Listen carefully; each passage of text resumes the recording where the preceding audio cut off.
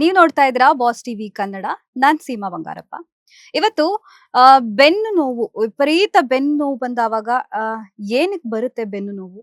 ಅದಕ್ಕೆ ಕಾರಣ ಏನು? ಅದಕ್ಕೆ ಏನ್ ಪರಿಹಾರ? ಹೇಗೆ ಬೆನ್ನು ನೋವನ್ನ ಕಡಿಮೆ ಮಾಡ್ಕೋಬಹುದು? ಅದರಿಂದ ಏನ್ ಸಮಸ್ಯೆ ಆಗುತ್ತೆ? ಇದನ್ನೆಲ್ಲ ಇವತ್ತಿನ ಕಾರ್ಯಕ್ರಮದಲ್ಲಿ ತಿಳ್ಕೊತಾ ಹೋಗೋಣ. ಇದನ್ನ ತಿಳಿಸ್ಕೊಡೋದಿಕ್ಕೆ ಅಂತಾನೆ ಡಾಕ್ಟರ್ ಕೊಡ್ಲಾಡಿ ಸುರೇಂದ್ರ ಶೆಟ್ಟಿ ಅವರು ನಮ್ಮೊಟ್ಟಿಗೆ ಇದ್ದಾರೆ. ಅವರು ಬೆನ್ನು ನೋವಿನ ತಜ್ಞರು. ಬನ್ನಿ ಅವರನ್ನ ಕಾರ್ಯಕ್ರಮಕ್ಕೆ ವೆಲ್ಕಮ್ ಮಾಡ್ತಾ ಅವರೊಟ್ಟಿಗೆ ಮಾತಾಡ್ತಾ ಇವತ್ತು ಬೆನ್ನು ನೋವಿನ ಬಗ್ಗೆ ಸಾಕಷ್ಟು ಮಾಹಿತಿಗಳನ್ನ ತಿಳ್ಕೊತಾ ಹೋಗೋಣ. ಸರ್, ಕಾರ್ಯಕ್ರಮಕ್ಕೆ ತಮಗೆ ಸ್ವಾಗತ. ನಮಸ್ಕಾರ. ಎಸ್ ಸರ್, ನೀವು ಬೆನ್ನು ನೋವಿನ ತಜ್ಞರು. ಎಷ್ಟು ವರ್ಷ ಎಕ್ಸ್ಪೀರಿಯನ್ಸ್ ಇದೆ ಸರ್ ನಿಮಗೆ ಈ ಫೀಲ್ಡ್ ಅಲ್ಲಿ? ನಾನು 1991ರಿಂದ ಆರ್ಥೋಪೆಡಿಕ್ ಸರ್ಜನ್ ಆಗಿ ಕೆಲಸ ಮಾಡ್ತಾ ಇದ್ದೀನಿ. 2005ರಿಂದ ಎಸ್. ಈ ಬೆನ್ನು ಹುರಿಯ ವಿಶೇಷ ತಜ್ಞನಾಗಿ ಕೆಲಸ ಮಾಡ್ತಾ ಇದ್ದೀನಿ. ಸೊ ಮೊದಲು ಆರ್ಥೋಪೆಡಿಕ್ ಸರ್ಜನ್ ಆಗಿ ಎಲ್ಲಾ ಕೇಸಸ್ ಅನ್ನು ಹ್ಯಾಂಡಲ್ ಮಾಡ್ತಿದ್ದೆ. ಸೊ ಅದರೊಟ್ಟಿಗೆ ಬೆನ್ನು ಕೂಡ ಹ್ಯಾಂಡಲ್ ಮಾಡ್ತಿದ್ದೆ. ಆದ್ರೆ ಈಗ 2005ರ ನಂತರ ವಿಶೇಷವಾಗಿ ಸ್ಪೈನ್ ಸರ್ಜನ್ ಆಗಿ ಬರೀ ಆ ಒಂದು ಏರಿಯಾದಲ್ಲಿ ಫೋಕಸ್ ಮಾಡ್ತಾ ಇದ್ದೇನೆ. ಸ್ಪೈನ್ ಅಂತ ಹೇಳಿದ್ರೆ ತಲೆಯಿಂದ ಕೆಳಭಾಗದವರೆಗೆ ಬೆನ್ನು ಹುರಿ ಅಂತ ನಾವೇನ್ ಹೇಳ್ತೇವೆ. ಸೊ ಆ ಒಂದು ಬೆನ್ನು ಹುರಿ, ಅದಕ್ಕೆ 3 ಭಾಗ ಅಂತ ಹೇಳ್ಬೋದು. ಮೇಲಿನ ಒಂದು ಸರ್ವೈಕಲ್ ಭಾಗ, ಕುತ್ತಿಗೆ ಭಾಗ, ಆಮೇಲೆ ಎದೆಯ ಒಂದು ಥೊರಾಸಿಕ್ ಭಾಗ, ಆಮೇಲೆ ಕೆಳಗಡೆಯ ಒಂದು ಲಂಬೋಸೇಕ್ರಲ್ ಭಾಗ, ಈ 3 ಭಾಗಗಳನ್ನು ಹೇಳ್ಬಹುದು. ಸೊ ಕುತ್ತಿಗೆ ನೋವು, ಬೆನ್ನು ನೋವು, ಸೊಂಟ ನೋವು, ಆಮೇಲೆ ಕೆಳಭಾಗದ ನೋವು, ಆಮೇಲೆ ಡಿಸ್ಕ್ ಪ್ರಾಬ್ಲಮ್ಗಳು. ಈ ಸೊಂಟದ ಡಿಸ್ಕ್ ಜರುಗಿದಾಗ ಅದು ನರದ ಮೇಲೆ ಪ್ರೆಷರ್ ಬಿದ್ದು ಸೊ ಅದರಿಂದಾಗಿ ಕೈಕಾಲುಗಳ ನೋವು ಬರ್ತದೆ. ಸೊ ಅಥವಾ ಕುತ್ತಿಗೆಯ ಡಿಸ್ಕ್ ಜರುಗಿದಾಗ ಅದರಿಂದ ಕೈಯ ನೋವು ಬರ್ತದೆ.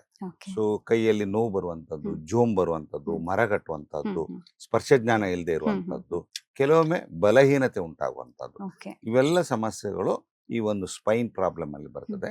ಸೊ 2005ರಿಂದ ನಾನು ಸ್ಪೈನ್ ಸರ್ಜನ್ ಆಗಿ ಈ ಒಂದು ಇದರಲ್ಲಿ ಕೆಲಸ ಮಾಡ್ತಾ ಇದ್ದೀನಿ.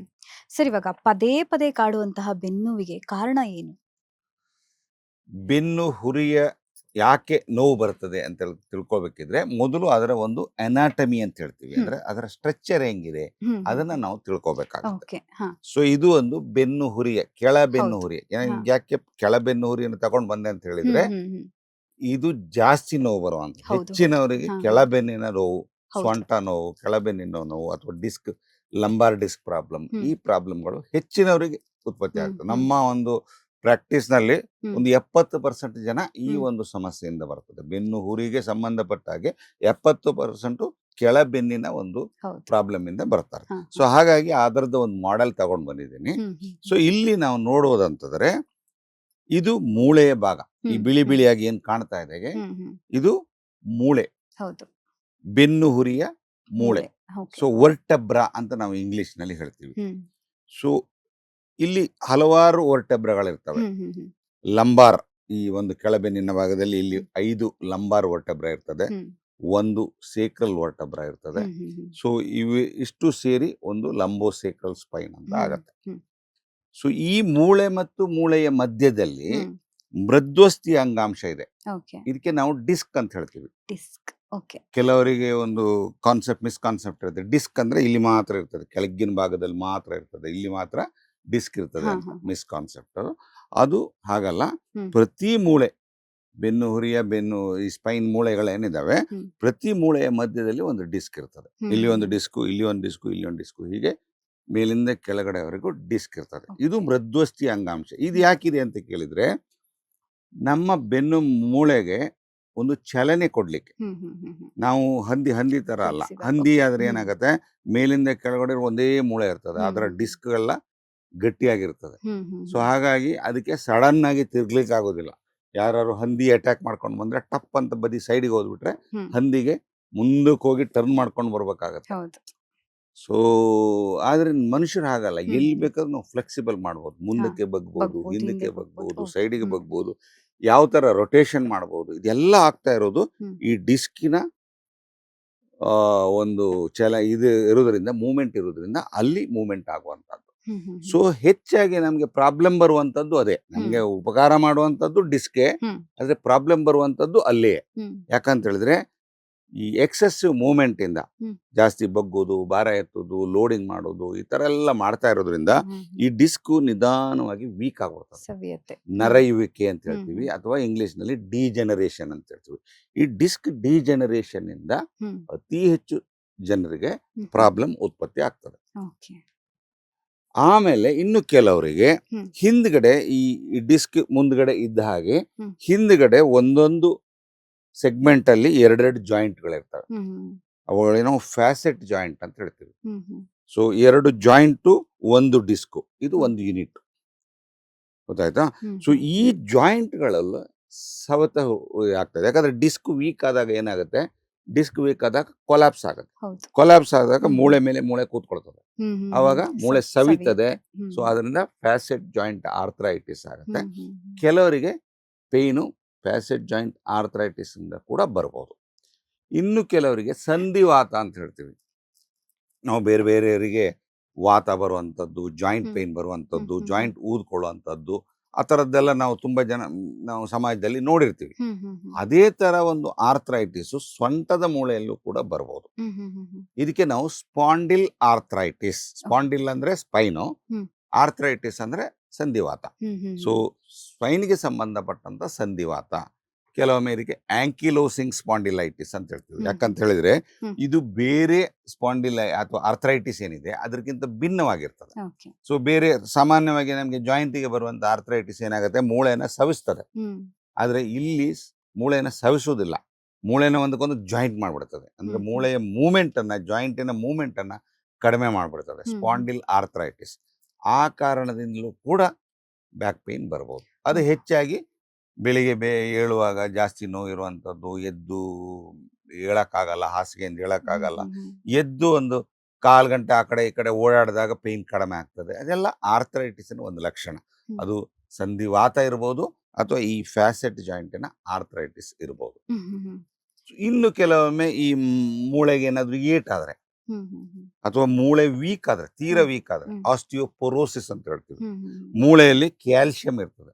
ಹ್ಮ್. ಸೊ ಕ್ಯಾಲ್ಸಿಯಮಿನ ಸಾಂದ್ರತೆ ಮೂಳೆಯಲ್ಲಿ ಕಡಿಮೆ ಆದಾಗ ಹ್ಮ್, ಹ್ಮ್, ಹ್ಮ್. ಆಸ್ಟಿಯೋಪೊರೋಸಿಸ್ ಅಥವಾ ಆಸ್ಟಿಯೋಪೀನಿಯಾ ಅಂತ ಹೇಳ್ತೀವಿ. ಹ್ಮ್. ಅಂತ ಸಂದರ್ಭದಲ್ಲಿ ಮೂಳೆಗೆ ತಡ್ಕೊಳ್ಳಿಕ್ಕೆ ಶಕ್ತಿ ಇರೋದಿಲ್ಲ, ಹೌದು. ಬಾಡಿಯ ವೆಯ್ಟ್ ಅನ್ನ ಹೊತ್ಕೊಳ್ಳಕ್ಕೆ ಯಾವುದು ಕ್ಷೀಣತೆ ಉಂಟಾಗ್ತದೆ. ಅದರಿಂದಾಗಿ ಪೇಯ್ನ್ ಬರ್ಬೋದು. ಹ್ಮ್. ಸೊ ಅದು ಕೂಡ ಒಂದು ರೀಸನ್. ಆಮೇಲೆ ಇನ್ನು ಕೆಲವರಿಗೆ ಏಟ್ ಬಿದ್ರೆ, ಹ್ಮ್, ಹ್ಮ್. ಫ್ರಾಕ್ಚರ್ ಆದ್ರೆ, ಹೌದು. ಮೇಲಿಂದ ಕೆಳಗಡೆ ಬಿದ್ದರೆ ಮೂಳೆ ಮುರಿಬೋದು. ಸೊ ಅದರಿಂದ ಕೂಡ ಪೇಯ್ನ್ ಬರ್ಬೋದು. ಅಥವಾ ತೀರಾ ಜಾಸ್ತಿ ಆದರೆ ಸ್ಪೈನಲ್ ಕಾರ್ಡ್ ಕೂಡ ಡ್ಯಾಮೇಜ್ ಆಗುವಂಥ ಹ್ಮ್, ಚಾನ್ಸಸ್ ಹ್ಮ್, ಹ್ಮ್. ಇರುತ್ತೆ. ಸೊ ಹೀಗೆ ಆಮೇಲೆ ಇನ್ನು ಇನ್ಫೆಕ್ಷನ್ಗಳು, ಎಲ್ಲಿ ಈಗ ಮೂಳೆ ನಮಗೆ ಬಾಡಿಯಲ್ಲಿ ಎಲ್ಲಿ ಬೇಕಾದರೂ ಸೆಪ್ಟಿಕ್ ಆಗ್ಬೋದು. ಜಾಯಿಂಟಲ್ಲಿ ಹ್ಮ್, ಸೆಪ್ಟಿಕ್ ಹ್ಮ್, ಆಗೋದು ಹ್ಮ್, ನೋಡಿದ್ದೀವಿ. ಚರ್ಮದಲ್ಲಿ ಸೆಪ್ಟಿಕ್ ಆಗಿ ಹ್ಮ್. ಬಾಯ್ಲ್ಸ್ ಆಗಿ ಪಸ್ ಬರುವಂಥದ್ದು ನಾವು ಹೌದು, ಹೌದು, ನೋಡಿದ್ದೀವಿ. ಹೌದು. ಅದೇ ಥರ ಇನ್ಫೆಕ್ಷನ್ ಕೂಡ ಈ ಮೂಳೆಗಳಲ್ಲಿ ಆಗ್ಬೋದು. ಹ್ಮ್. ಸಾಧಾರಣವಾದ ಇನ್ಫೆಕ್ಷನ್ ಆಗ್ಬೋದು ಅಥವಾ ಟಿ.ಬಿ ಕ್ಷಯರೋಗದ ಇನ್ಫೆಕ್ಷನ್ ಕೂಡ. ಕ್ಷಯರೋಗದ ಇನ್ಫೆಕ್ಷನ್ ಮೂಳೆಯಲ್ಲಿ ಬಹಳ ಹೆಚ್ಚಿನ ಸಂಖ್ಯೆಯಲ್ಲಿ ಕಂಡು ಬರ್ತದೆ. ಸೊ ಅಂಥದ್ದು ಆಗ್ಬೋದು. ಸೊ ಈ ಎಲ್ಲ ಕಾರಣಗಳಿಂದ ಪೇಯ್ನ್ ಬರ್ತದೆ. ಹ್ಮ್, ಹ್ಮ್, ಹ್ಮ್. ಕೆಲವೊಮ್ಮೆ ಇವು ಯಾವುದೂ ಇರುವುದಿಲ್ಲ, ನಾವು ಏನು ಸರ್ಚ್ ಮಾಡಿದ್ರೆ ಇವು ಯಾವುದೂ ಇರುವುದಿಲ್ಲ. ಹ್ಮ್. ಏನಕ್ಕೆ ಅಂದರೆ ಮಸಲ್ಸ್ ವೀಕ್ನೆಸ್ ಇಂದ, ಚೆನ್ನಾಗಿ ಎಕ್ಸಸೈಸ್ ಮಾಡೋದಿಲ್ಲ, ಹ್ಮ್. ಸುಮ್ಮನೆ ಸೆಡೆಂಟ್ರಿ ಲೈಫ್ ಸ್ಟೈಲು, ಹ್ಮ್, ಹ್ಮ್, ವ್ಯಾಯಾಮ ಮಾಡೋದಿಲ್ಲ. ಸೊ ಮೂಳೆಯನ್ನ ಯಾವುದು ದೇಹವನ್ನ ಹೊತ್ಕೊಳ್ಳಕ್ಕೆ, ದೇಹವನ್ನ ಸಪೋರ್ಟ್ ಮಾಡಲಿಕ್ಕೆ ಮಾಂಸಖಂಡಕ್ಕೆ ಶಕ್ತಿ ಸಾಕಾಗೋದಿಲ್ಲ. ಹ್ಮ್. ಅದರಿಂದ ನೋವು ಬರುವಂತ ಚಾನ್ಸಸ್ ಇರುತ್ತೆ. ಓಕೆ. ಸೊ ಮಸಲ್ ವೀಕ್ನೆಸ್ ಇಂದ ಹ್ಮ್. ಕೂಡ ಬ್ಯಾಕ್ ಪೇನ್ ಬರುವಂತ ಚಾನ್ಸಸ್. ಸೊ ಇವೆಲ್ಲ ಕಾರಣಗಳಿಂದ ಬ್ಯಾಕ್ ಪೇನ್ ಬರ್ಬೋದು. ಹಾಗಾದ್ರೆ ಬೆನ್ನು ನೋವಿಗೆ ಮೊದ್ಲಿಗೆ ಗೊತ್ತಾಗುವಂತಹ ಲಕ್ಷಣಗಳೇನು? ಬೆನ್ನು ನೋವು ಬರ್ತಾ ಇದೆ ಅಂತ ಗೊತ್ತಾಗುವಂತ ಲಕ್ಷಣಗಳೇನು? ಮತ್ತೆ ಅದಕ್ಕೆ ಪರಿಹಾರ ಏನು? ಬೆನ್ನು ನೋವಿಗೆ ನೋವೇ ಒಂದು ಮೂಲ. ಹ್ಮ್. ನೋವು ಬಂತು ಅಂತ ಹೇಳಿದ್ರೆ ಹ್ಮ್. ಈಗ ಜಾಸ್ತಿ ಹೊತ್ತು ಕೂತ್ಕೊಳ್ಳೋಕ್ಕಾಗಲ್ಲ. ಹ್ಮ್, ಹ್ಮ್. ಸೊ ಈಗ ಬ್ಯಾಕ್ ಪೇನ್ ಇದ್ದವರಿಗೆ ಕೆಲವರಿಗೆ ಏನಾಗ್ತದೆ ಅಂತ ಹೇಳಿದ್ರೆ ಒಂದು 10 ಮಿನಿಟ್ ಕೂತ್ಕೊಂಡ್ರೆ ಏನು ಸಮಸ್ಯೆ ಇಲ್ಲ. ಹ್ಮ್. 10 ಮಿನಿಟ್ಗಿಂತ ಜಾಸ್ತಿ ಕೂತ್ಕೊಂಡ್ರೆ ಹ್ಮ್. ಅವರು ಎದ್ದು ಹೇಳ್ಬೇಕಾಗ್ತದೆ, ಅಂದ್ರೆ ಹ್ಮ್. ಕೂತ್ಕೊಳ್ಳೋಕ್ಕಾಗಲ್ಲ. ಹ್ಮ್. ಸಿಟ್ಟಿಂಗ್ ಇಂಟಾಲರೆನ್ಸ್ ಅಂತ ಹೇಳ್ತೀವಿ ನಾವು. ಇದು ಯಾಕಾಗತ್ತೆ ಅಂತ ಹೇಳಿದ್ರೆ ಹ್ಮ್. ನಮ್ಮ ಬೆನ್ನು ಹುರಿ ಇದೆಯಲ್ಲ, ಹ್ಮ್, ಹ್ಮ್, ಹ್ಮ್. ಅದು ಒಂದು ಬೀನ್ ಬ್ಯಾಗ್ ತರ ಕೆಲಸ ಮಾಡ್ತದೆ. ಈ ಹ್ಮ್. ಡಿಸ್ಕ್ ಏನಿದೆ ಹ್ಮ್. ಅದೊಂದು ಬೀನ್ ಬ್ಯಾಗ್ ತರ ಕೆಲಸ ಹ್ಮ್, ಮಾಡ್ತದೆ. ಹ್ಮ್, ಹ್ಮ್. ಸೊ ಬೀನ್ ಬ್ಯಾಗ್ ಅಲ್ಲಿ ನೀವು ಹೋಗಿ ಗಟ್ಟಿ ಇರುವಂತ ಬೀನ್ ಬ್ಯಾಗ್ ಮೇಲೆ ಸ್ವಲ್ಪ ಹೊತ್ತು ಕೂತ್ಕೊಂಡ್ರೆ, 5 ಮಿನಿಟ್ ಕೂತ್ಕೊಂಡ್ರೆ ಹ್ಮ್. ಸ್ವಲ್ಪ ಕೆಳಗೆ ಹೋಗುತ್ತೆ ಹ್ಮ್, ಹ್ಮ್. ಅಲ್ವಾ? ಹ್ಮ್, ಹೌದು. ನೀವು ಅದೇ 1 ಗಂಟೆ 2 ಗಂಟೆ ಅಲ್ಲೇ ಕೂತ್ಕೊಂಡ್ರೆ ಹ್ಮ್. ಸೀದಾ ನೆಲ ಕಚ್ಚುತ್ತೆ ಅದು. ಹೌದು. ಅಲ್ವಾ? ಹ್ಮ್. ಈ ಡಿಸ್ಕ್ ಕೂಡ ಹಾಗೆ. ಹ್ಮ್. ಹ್ಮ್. ನೀವು ಜಾಸ್ತಿ ಹೊತ್ತು ಕೂತ್ಕೊಂಡಾಗ್ಲೂ ಅದು ಕೊಲ್ಯಾಪ್ಸ್ ಆಗ್ತಾ ಆಗ್ತಾ ಆಗ್ತಾ ಆಗ್ತಾ ಹೋಗ್ತದೆ. ಸೊ ಕೊಲ್ಯಾಪ್ಸ್ ಆದಾಗ ಏನಾಗ್ತದೆ, ಹ್ಮ್. ಡಿಸ್ಕ್ ವರ್ಟಿಕಲ್ ಡೈಮೆನ್ಷನ್ ಕಡಿಮೆ ಆದಾಗ ಹ್ಮ್. ಹ್ಮ್. ಹ್ಮ್. ಹೊರಿಜಾಂಟಲ್ ಡೈಮೆನ್ಷನ್ ಜಾಸ್ತಿ ಆಗುತ್ತೆ. ಹ್ಮ್. ಹ್ಮ್. ಹ್ಮ್. ಹ್ಮ್. ಸೊ ಈಗ ಯಾವುದೇ ವಸ್ತು ಇರಲಿ, ನೀವು ಮೇಲಿಂದ ಕೆಳಗೆ ಒತ್ತಿದಾಗ ಹ್ಮ್. ಸೈಡಿಗೆ ಅದು ಬಲ್ಜ್ ಆಗ್ತದೆ. ಹ್ಮ್. ಸೊ ಅದೇ ತರ ಈ ಡಿಸ್ಕ್ ಅನ್ನುವಂಥದ್ದು ಸೈಡಿಗೆ ಸ್ಟ್ರೆಚ್ ಆಗ್ತದೆ. ಸೊ ಈ ಡಿಸ್ಕಿನ ಒಂದು ಸ್ಟ್ರಕ್ಚರ್ ಹೆಂಗಿದೆ ಅಂತ ಕೇಳಿದ್ರೆ, ಈ ಡಿಸ್ಕಿನ ಹೊರಭಾಗದಲ್ಲಿ ಒಂದು ಫೈಬ್ರಸ್ ಸ್ಟ್ರಕ್ಚರ್ಸ್ ಇರ್ತದೆ. ಹ್ಮ್. ಹ್ಮ್. ಅದಕ್ಕೆ ಆನ್ಯುಲಸ್ ಫೈಬ್ರೋಸಿಸ್ ಅಂತ ಹೇಳ್ತೀವಿ. ಹ್ಮ್. ಒಳಗಡೆ ಜಿಲಾಟಿನಸ್, ಈ ಸಿಂಬಳ ಇದೆಯಲ್ಲ, ಗಟ್ಟಿ ಸಿಂಬಳ ಆದ್ರೆ ಹೆಂಗಿರುತ್ತೆ ಹ್ಮ್. ಆ ತರದ ಸ್ಟ್ರಕ್ಚರ್ ಒಳಗಡೆ ಇರ್ತದೆ. ಹ್ಮ್. ಹ್ಮ್. ಹ್ಮ್. ಅದಕ್ಕೆ ನ್ಯೂಕ್ಲಿಯಸ್ ಪಲ್ಪೋಸಸ್ ಅಂತ ಹೇಳ್ತೀವಿ. Okay. ಸೊ ನ್ಯೂಕ್ಲಿಯಸ್ ಪಲ್ಪೋಸಸ್ ಒಳಗಡೆ, ಹೊರಗಡೆ ಹ್ಮ್. ಆನ್ಯುಲಸ್ ಹ್ಮ್. ಫೈಬ್ರೋಸಿಸ್. ಹ್ಮ್. ಹ್ಮ್. ಈ ಆನ್ಯುಲಸ್ ಫೈಬ್ರೋಸಿಸ್ಗೆ ನರ್ವ್ ಸಪ್ಲೈ ಇರ್ತದೆ, ನರ್ವ್ ಎಂಡಿಂಗ್ಸ್ ಅಲ್ಲಿ ಇರ್ತಾರೆ. ಸೊ ಈ ಕುಸ್ದು ಹೋದಾಗ, ಡಿಸ್ಕ್ ಕುಸ್ದಾಗ ಯಾವಾಗ ಇದು ಸ್ಟ್ರೆಚ್ ಆಗ್ತದೋ ಆ ನರ್ವ್ ಎಂಡಿಂಗ್ಸ್ಗಳು ಸ್ಟ್ರೆಚ್ ಆಗ್ತವೆ. ಹ್ಮ್. ಹ್ಮ್. ಹ್ಮ್. ನಿಮ್ ಬೆರಳು ಹಿಡ್ಕೊಂಡು ಜೋರಾಗಿ ಹಿಂಗೆ ಸ್ಟ್ರೆಚ್ ಮಾಡಿದ್ರೆ ಪೇನ್ ಬರೋದಿಲ್ವಾ? ಬರುತ್ತೆ, ಬರುತ್ತೆ. ಅದೇ ತರ ಜಾಯಿಂಟ್ ಇಲ್ಲಿ ಇದರಲ್ಲಿ ಸ್ಟ್ರೆಚ್ ಆಗಿರೋದ್ರಿಂದ ಸ್ಟ್ರೆಚ್ ಪೇನ್ ಬರ್ತದೆ. ಬ್ಯಾಕ್ ಪೇನ್ ಅನ್ನುವಂಥದ್ದು nothing but stretch pain. So ಡಿಸ್ಕಿನ ರಿಲೇಟೆಡ್ ಬ್ಯಾಕ್ ಪೇನ್ ಏನಿದೆ, ಇಟ್ ಈಸ್ ಸ್ಟ್ರೆಚ್. ಸೊ ಜಾಸ್ತಿ ಹೊತ್ತು ಕೂತ್ಕೊಂಡಾಗ ಡಿಸ್ಕ್ ಕುಸಿತದೆ, ಡಿಸ್ಕ್ ಸ್ಟ್ರೆಚ್ ಆಗುತ್ತೆ. ಸ್ಟ್ರೆಚ್ ಆದಾಗ ನರ್ವ್ ಎಂಡಿಂಗ್ಸ್ಗಳು ಎಳ್ಕೊಂಡ್ಬಿಡ್ತವೆ, ಅದರಿಂದಾಗಿ ನೋವು ಬರ್ತದೆ. ಸೊ ಈ ಒಂದು ಲಕ್ಷಣಗಳನ್ನ ನಾವು ಸಾಧಾರಣವಾಗಿ ನೋಡ್ಬೋದು. ಇನ್ನು ಬೇರೆ ಬೇರೆ ಕಾರಣಗಳಿಂದ ನಾನು ಮೊದಲೇ ಹೇಳಿದ್ದೀನಿ, ಇನ್ಫೆಕ್ಷನ್ ಆದಾಗ ಪೇನ್ ಬರ್ಬೋದು, ಆರ್ಥರೈಟಿಸ್ ಆದಾಗ ಪೇನ್ ಬರ್ಬೋದು. ಆ ಬೇರೆ ಬೇರೆ ಕಾರಣಗಳಲ್ಲಿ ಬೇರೆ ಬೇರೆ ರೀತಿಯ ಪೇನ್ ಬರ್ತದೆ. ಸೊ ಆರ್ಥರೈಟಿಸ್ ಅಲ್ಲಿ ಉದಾಹರಣೆಗೆ ರೆಸ್ಟ್ ಪೇನ್, ಮಲ್ಕೊಂಡಿದ್ದಾಗ ಪೇನ್ ಜಾಸ್ತಿ, ಓಡಾಡ್ಕೊಂಡು ಆಕ್ಟಿವಿಟಿ ಮಾಡ್ಕೊಂಡಿದ್ದಾಗ ಪೇನ್ ಕಡಿಮೆ. ಅದೇ ಡಿಸ್ಕಿನ ಪ್ರಾಬ್ಲಮ್ಮು ಅಥವಾ ಬೇರೆ ಪ್ರಾಬ್ಲಮ್ಗಳೆಲ್ಲ ಓಡಾಡ್ಕೊಂಡಿದ್ದಾಗ ಪೇನ್ ಜಾಸ್ತಿ, ಕೆಲಸ ಮಾಡಿದಾಗ ಪೇನ್ ಜಾಸ್ತಿ, ಮಲ್ಕೊಂಡಿದ್ರೆ ಪೇನ್ ಕಡಿಮೆ. ಸೊ ಹಾಗಾಗಿ ಯಾವ ರೀತಿಯ ಪೇನು ಮಲ್ಕೊಂಡಾಗ ಜಾಸ್ತಿ ಆಗ್ತದೋ, ಓಡಾಡಿದಾಗ ಜಾಸ್ತಿ ಆಗ್ತದೋ, ಮಲ್ಕೊಂಡಾಗ ಕಡಿಮೆ ಆಗ್ತದೋ, ಸೊ ಇದನ್ನೆಲ್ಲ ಡಿಪೆಂಡ್ ಆಗಿ ನಾವು ಯಾವ ರೀತಿಯ ಪೇನು ಅಂತ ಸುಮಾರು ಅಂದಾಜು ಮಾಡಬಹುದು. ಅದ್ರ ಕನ್ಫರ್ಮೇಶನ್ಗೆ ನಮಗೆ ಎಕ್ಸ್ರೇ, MRI ಅಂತದೆಲ್ಲ ಮಾಡ್ಬೇಕಾಗತ್ತೆ. ಈ ಹೈಟ್ ಇರ್ತಾರಲ್ವಾ, ತುಂಬಾ ಹೈಟ್ ಇರ್ತಾರೆ, ಫಿಟ್ನೆಸ್ ಇರಲ್ಲ ಬಾಡಿಯಲ್ಲಿ ಅನ್ಕೊಳ್ಳಿ, ಅವ್ರ ಬೆನ್ನು ಸ್ವಲ್ಪ ಬಾಗ್ದಂಗೆ, ಅಂದ್ರೆ ತುಂಬಾ ಹೈಟ್ ಇರೋದ್ರಿಂದ ಅವ್ರು ನಡೆಯುವಾಗ ಬೆನ್ ಬಾಗ್ದಂಗೆ, ಕುತ್ಕೊಂಡವಾಗ ಹೀಗೆ ಕುತ್ಕೊಳ್ಳೋ ತರ ಯಾಕಾಗುತ್ತೆ ಆ ತರ? ಈಗ ಅದೇ ನಾನು ಹೇಳಿದೆ, ಬೆನ್ನಿಗೆ ನಮ್ಮ ಸ್ಪೈನಿಗೆ ಒಂದೇ ಒಂದು ಪಿಲ್ಲರ್ ಇರೋದು, ದಟ್ ಈಸ್ ಸ್ಪೈನ್. ನಮ್ಮ ಬಾಡಿ, ಇಡೀ ಬಾಡಿಗೆ ನಾವೊಂದು ಬಿಲ್ಡಿಂಗ್ ನೋಡ್ತೀವಿ, ದೊಡ್ಡ ದೊಡ್ಡ ಬಿಲ್ಡಿಂಗ್ಗಳಿಗೆ 10 ಪಿಲ್ಲರ್ಗಳನ್ನು ಹಾಕಿರ್ತಾರೆ. ಆದ್ರೆ ನಮ್ಮ ಬಾಡಿಗೆ ಆ ಒಂದು ಇದಿಲ್ಲ. ಸೊ ಅದಕ್ಕೆ ಒಂದೇ ಪಿಲ್ಲರ್ ಇರೋದು. ಸೊ ಅದು ಸ್ಪೈನ್. ಅದು ಕ್ಯಾಲ್ಸಿಯಮ್ಮು ಅದು ಇದೆಲ್ಲ ಇರೋದ್ರಿಂದ ಅದಕ್ಕೊಂದು ಸ್ಟ್ರೆಂತ್ ಇರ್ತದೆ. ಸೊ ಅದು ವೀಕ್ನೆಸ್ ಬಂದ್ರೆ, ಕ್ಯಾಲ್ಸಿಯಮಿನ ಡಿಫಿಷಿಯನ್ಸಿ ಬಂದ್ರೆ, ಸೊ ಆವಾಗ ನಿಧಾನವಾಗಿ, ನೀವು ಹೇಳಿದಾಗೆ ನಿಧಾನವಾಗಿ ಬಾಗುವಂಥದ್ದು ಬರ್ಬೋದು. ಅದು ಮಾತ್ರ ಅಲ್ಲ, ಮಾಂಸಖಂಡಗಳು ಸಾಧಾರಣವಾಗಿ ತಿನ್ನೆ ಇದ್ದವರಿಗೆ ಅವ್ರ ಮಾಂಸಖಂಡಗಳು ತಿನ್ನೆ ಇರ್ತವೆ. ಏನು ಟಾಲ್ ಆಗಿರ್ತಾರೆ, ಆದ್ರೆ ಸಣ್ಣ ಇರ್ತಾರೆ, ಅವ್ರ ಮಾಂಸಖಂಡಗಳು ಸಣ್ಣವಿರ್ತವೆ. ಅವುಗಳನ್ನ ನೀವು ಚೆನ್ನಾಗಿ ಎಕ್ಸರ್ಸೈಸ್ ಮಾಡಿ ಅವುಗಳಿಗೆ ಸ್ಟ್ರೆಂತ್ ಬರ್ಸ್ಲಿಲ್ಲ ಅಂತ ಹೇಳಿದ್ರೆ, ಅವುಗಳಿಗೆ ಈ ಬೆನ್ನು ಹುರಿಯನ್ನ ಸ್ಟ್ರೈಟ್ ಆಗಿ ಇಟ್ಕೊಳ್ಳಿಕ್ಕೆ ಶಕ್ತಿ ಇರೋದಿಲ್ಲ, ಅವುಗಳಿಗೆ ಶಕ್ತಿ ಸಾಕಾಗೋದಿಲ್ಲ. ಆವಾಗ ನಿಧಾನವಾಗಿ ಅವು ಬೆನ್ನು ಬಗ್ಲಿಕ್ಕೆ ಶುರು ಆಗ್ತದೆ. ಸೊ ಅಂಥವ್ರು ಚೆನ್ನಾಗಿ ಎಕ್ಸರ್ಸೈಸ್ ಮಾಡಿ ಮಾಂಸಖಂಡಗಳನ್ನು ಗಟ್ಟಿ ಮಾಡಿಕೊಂಡು, ಚೆನ್ನಾಗಿ ಕ್ಯಾಲ್ಸಿಯಂ ಯುಕ್ತ ಆಹಾರ, ಕ್ಯಾಲ್ಸಿಯಂ ಅಬ್ಸಾರ್ಬ್ಷನ್ ಆಗಬೇಕಿದ್ರೆ ವಿಟಮಿನ್ ಡಿ ಬೇಕು. ಸೊ ವಿಟಮಿನ್ ಡಿ ಇರುವಂಥ ಆಹಾರ, ಕ್ಯಾಲ್ಸಿಯಂ ಯುಕ್ತ ಆಹಾರ, ಇದನ್ನೆಲ್ಲ ಸೇವನೆ ಮಾಡೋದ್ರಿಂದ ಮಾಂಸಖಂಡಗಳನ್ನು ಚೆನ್ನಾಗಿ ಸ್ಟ್ರೆಂಥನಿಂಗ್ ಮಾಡ್ಕೊಳ್ಳೋದ್ರಿಂದ ಈ ಒಂದು ಬಾಗುವಿಕೆಯನ್ನ ತಡಿಬಹುದು. ಹಾಗಾದ್ರೆ ಆದವ್ರಿಗೆ ಮಾತ್ರ ಬೆನ್ನು ಬಗ್ಗೋದಲ್ಲ, ಚಿಕ್ಕ ಏಜ್ ಅಲ್ಲಿ ಇರೋರ್ಗೂ ಕೂಡ ಬೆನ್ನು ಬಗ್ಗಿರತ್ತೆ, ತುಂಬಾ ಹೈಟ್ ಇರೋರಿಗೆ. ವಯಸ್ಸಾದವರಿಗೂ ಕೂಡ ಯಾಕೆ ಮೂಳೆ ಮುರಿತದೆ, ಬಾಗ್ತದೆ ಅಂತ ಹೇಳಿದ್ರೆ ಕ್ಯಾಲ್ಸಿಯಮಿನ ಡಿಫಿಷಿಯನ್ಸಿ ಆಗ್ತದೆ. ವಯಸ್ಸಾದ ಮೇಲೆ ಎಸ್ಪೆಷಲಿ ಲೇಡೀಸ್ ಅಲ್ಲಿ ಅವರಿಗೆ ಹಾರ್ಮೋನಲ್ ಡಿಫಿಷಿಯನ್ಸಿ ಆಗ್ತದೆ. ಸೊ ಕ್ಯಾಲ್ಸಿಯಂ ಅನ್ನ ಗಟ್ಟಿ ಅಲ್ಲಿ ಮೂಳೆಗೆ ಸೇರಿಸುವಂತ ಒಂದು ಹಾರ್ಮೋನ್ ಏನಿದೆ, ಅದು ನಿಧಾನವಾಗಿ ಕಡಿಮೆ ಆದಾಗ ಅವರಿಗೆ ಈ ಕ್ಯಾಲ್ಸಿಫಿಕೇಶನ್ ಅಥವಾ ಕ್ಯಾಲ್ಸಿಯಂ ಡೆಪೋಸಿಷನ್ ಕಡಿಮೆ ಆಗ್ತದೆ, ಅದರಿಂದ ಮೂಳೆ ವೀಕ್ ಆಗ್ತದೆ. ಆದ್ರೆ ಗಂಡಸರಲ್ಲಿ ವಯಸ್ಸಾಗ್ತಾ ಇದ್ದಂಗೆ, ಸೊ ಅವ್ರಿಗೆ ಅಷ್ಟು ಬೇಗ ಆಗೋದಿಲ್ಲ, ಲೇಡೀಸ್ಗೆ ಸ್ವಲ್ಪ ಬೇಗ ಆಗ್ತದೆ. ಸಾಧಾರಣವಾಗಿ ಒಂದು 45ರಿಂದ 50 ವರ್ಷಕ್ಕೆ ಮುಟ್ಟು ನಿಲ್ತದೆ. ಆವಾಗ ಹಾರ್ಮೋನಲ್ ಡಿಫಿಷಿಯನ್ಸಿ ಆಗ್ತದೆ, ಮೂಳೆ ವೀಕ್ ಆಗ್ತಾ ಹೋಗ್ತದೆ. ಆದರೆ ಗಂಡಸರಲ್ಲಿ ಒಂದು 60 ವರ್ಷದ ಮೇಲ್ಪಟ್ಟು ನಿಧಾನವಾಗಿ ಕ್ಯಾಲ್ಸಿಯಂನ ಡಿಫಿಷಿಯನ್ಸಿ ಆಗಿ ಅವರಿಗೆ ಇದಾಗ್ತದೆ. ಸೊ ಅಲ್ಲಿಯೂ ಕೂಡ ವಯಸ್ಸಾದ ಮೇಲೆ ಕೂಡ ಡಿಫಿಷಿಯನ್ಸಿ ಆದರೆ, ಸೊ ಹಾರ್ಮೋನಲ್ ಡಿಫಿಷಿಯನ್ಸಿ ಇರ್ಬೋದು, ನ್ಯೂಟ್ರಿಷನ್ ಡಿಫಿಷಿಯನ್ಸಿ ಇರ್ಬೋದು, ಅದರಿಂದ ಮೂಳೆ ಬೆನ್ನು ಬಗ್ಬೋದು. ಅದು ಯಂಗ್ ಏಜಲ್ಲಿ ಕೂಡ ಅದೇ ರೀಸನ್ ಇಂದಾಗಿ ಬೆನ್ನು ಬಾಗುವಂಥದ್ದು ಇದಾಗುವಂಥದ್ದು ಆಗ್ತದೆ. ಬೆನ್ನು ನೋವಿನ ಅಪಾಯಗಳೇನು? ಬೆನ್ನು ನೋವಿನ ಅಪಾಯ ಅಂದ್ರೆ ಒಂದು ನೋವಿನ ಬಗ್ಗೆ, ನೋವು ಇದ್ರೆ ಯಾವ ಕೆಲಸ ಮಾಡಕ್ ಬಿಡೋದಿಲ್ಲ, ಅದರಿಂದ ನಿಮ್ಗೆ ಗೊತ್ತೇ ಇದೆ ನೋವು ಇದ್ರೆ ಏನೇನು ಸಮಸ್ಯೆ ಇದೆ. ಅದಲ್ಲದೆ ಏನು ಸಮಸ್ಯೆ ಇದೆ ಅಂತ ಹೇಳಿದ್ರೆ, ಕೆಲವೊಮ್ಮೆ ನಾನು ಹೇಳಿದೆ ಡಿಸ್ಕ್ ಜರುಗಿ, ಡಿಸ್ಕ್ ವೀಕ್ ಆಗಿ ನೋವು ಬರ್ತದೆ ಅಂತ. ಸೊ ಡಿಸ್ಕ್ ವೀಕ್ ಆದಾಗ ಕೆಲವೊಮ್ಮೆ ಅದು ರಪ್ಚರ್ ಆಗಿ ಆ ಡಿಸ್ಕ್ ಎಲ್ಲ ಹೊರಗಡೆ ಬರುವಂತ ಚಾನ್ಸಸ್ ಇರುತ್ತೆ.